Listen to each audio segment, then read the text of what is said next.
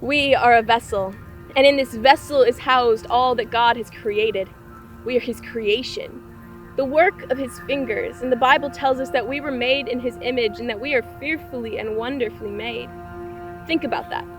The creator of the very universe, the stars, the sky, the planets spinning in orbit, the Father of all things, the same one who orders our days and directs our path, created us in his image.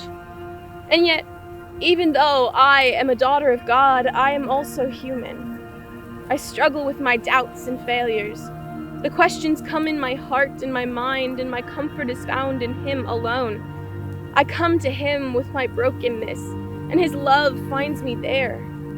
It is a love that is unending. Nothing that I can do will separate me from this love. Even in my brokenness, especially in my brokenness, God dwells in the midst.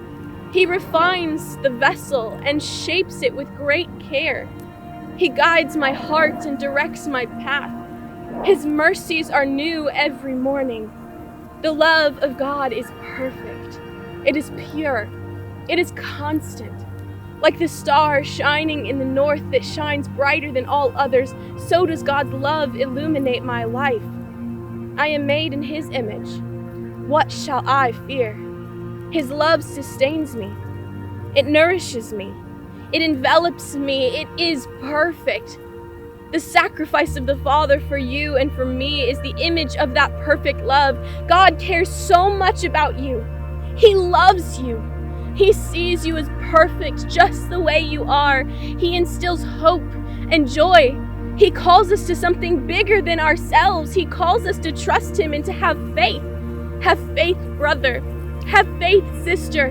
God is here. He is working. He has shown up and is working for your good. Have faith. Walk on, child. Trust in the Father.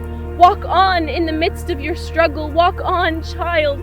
Walk on in the midst of heartache. Walk on, child. Walk on in the midst of celebration and hope. Walk on. Never give up. Never stop. Never quit. Never turn away from chasing after God. Know that he is good and his love endures forever. Own that promise today. It is yours for the taking. May we, in our brokenness, be willing to follow and surrender to the one who can restore and renew us.